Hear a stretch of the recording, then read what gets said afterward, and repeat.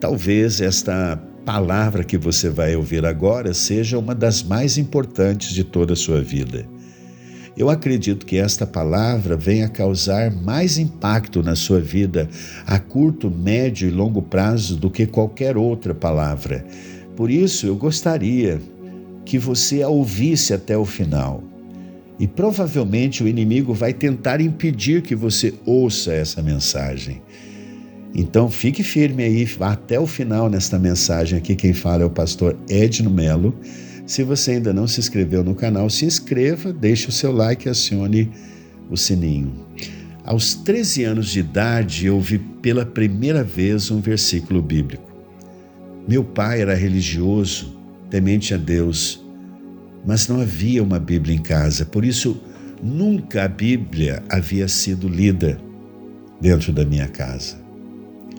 Quando meu vizinho leu pela primeira vez João 3,16, eu fiquei tão maravilhado com a beleza do grande amor de Deus, em saber o quanto Deus me amava e se portava comigo a ponto de ter enviado o seu único filho. E então eu fiquei deslumbrado diante da mensagem da graça, que por meio da fé eu poderia ser salvo eternamente. Então meu vizinho me convidou para ir ao culto. Eu nunca havia estado numa igreja cristã evangélica. Quando eu cheguei lá, eu fui surpreendido com tanta alegria, uma gente bonita que me acolheu, um ambiente tão agradável, uma música tão bonita que me cativou tanto. O culto começou, a adoração tão espontânea, e foi então pela primeira vez que eu ouvi um pastor pregar o evangelho. Quando ele começou a pregar, é como se o céu se abrisse, aquela mensagem tão singela sobre o amor de Deus, tão poderosa, atingiu em cheio o meu coração. Eu fiquei tão apaixonado pela pregação.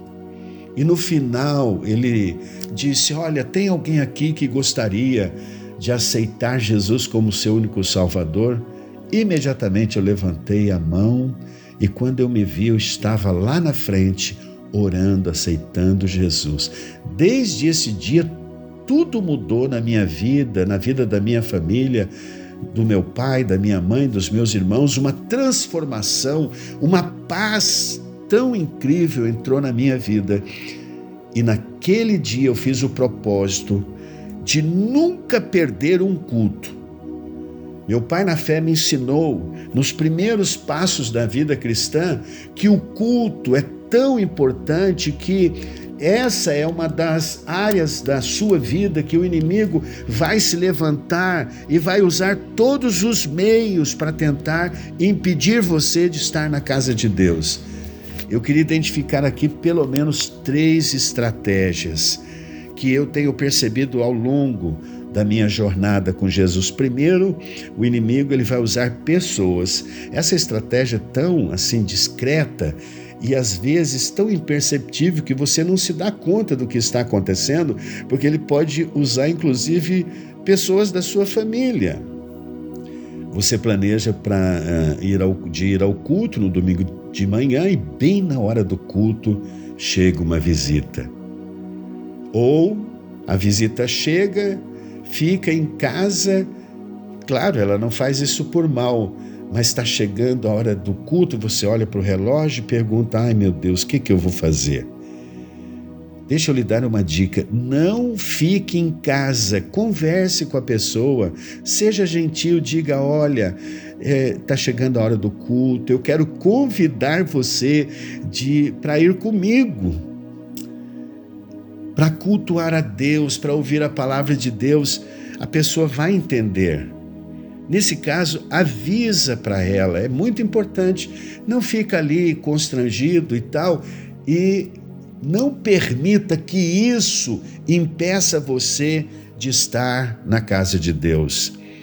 Segundo, o inimigo vai usar as circunstâncias. Olha, pensa em coisas estranhas que começam a acontecer. Bem na hora de sair para o culto, você vai procurar o calçado e não encontra. O ferro de passar roupa queima. Na hora que você está passando a roupa que você iria usar para ir à igreja. O pneu do carro fura, dá um curto-circuito ali, o gás acaba, você não consegue fazer o café. Eu me lembro de ter conversado com uma pessoa sobre isso. Eu falei, olha, coisas estranhas vão acontecer. O cachorro vai miar, o gato vai latir, tudo vai acontecer bem na hora de você ir para o culto. Ele disse, pastor, sabe que isso realmente aconteceu?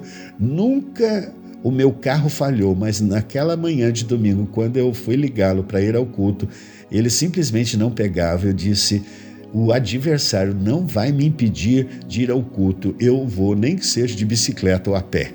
Não permita que as circunstâncias impeçam você de ir à igreja. Terceira estratégia são os pensamentos contrários.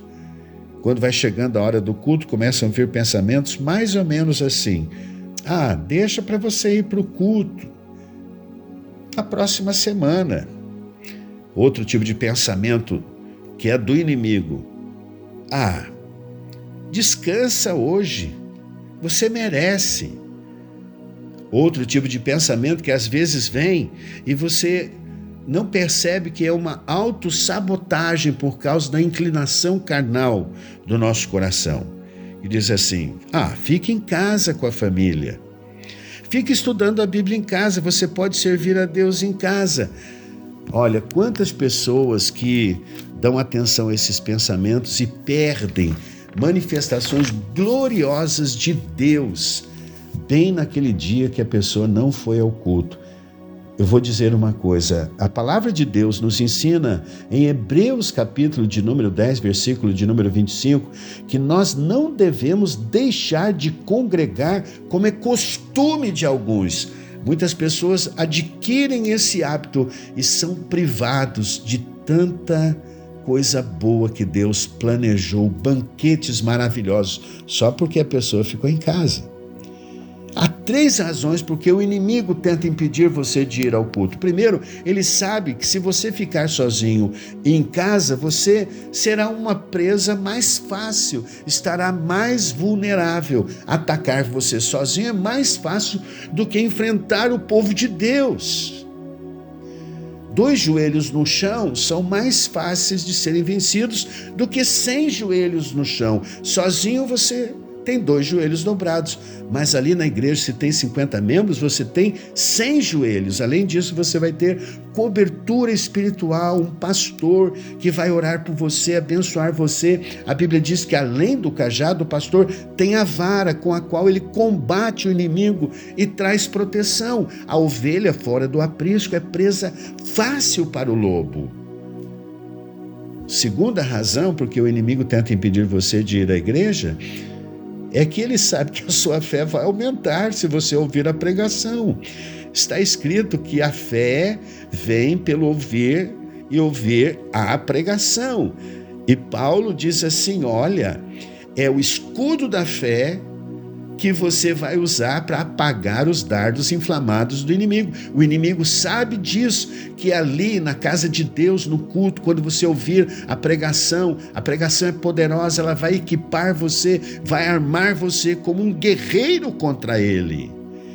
Terceira e última razão é que você vai estar na casa do Pai com o seu Deus, ele sabe disso e pensa, como é que ele vai enfrentar você se você está cercado de oração, se você está cercado ali com o povo de Deus adorando e o Senhor mandando mensagens para você, te dando sabedoria, estratégia de como vencer o inimigo. Eu aprendi a amar a casa de Deus. Salmo 122 diz, alegrei-me quando me disseram, vamos à casa do Senhor. Quando eu morava no Rio de Janeiro, minha esposa estava grávida. Numa certa manhã eu disse, meu bem, fique em casa. Você está grávida. Ela diz, gravidez não é doença. Nós pegávamos 3 ônibus para ir para o culto. Mesmo quando os nossos filhos eram pequenos, Mateus tinha 5 anos e o Lucas tinha 3 anos, nós nunca perdemos um culto. Então eu vou te dar aqui 3 conselhos. Primeiro, nunca fique em casa no horário do culto. Vou repetir, nunca fique em casa no horário do culto. Não deixe de congregar. Segundo, nunca deixe que nada o impeça de estar no culto. Vá nem que você chegue atrasado.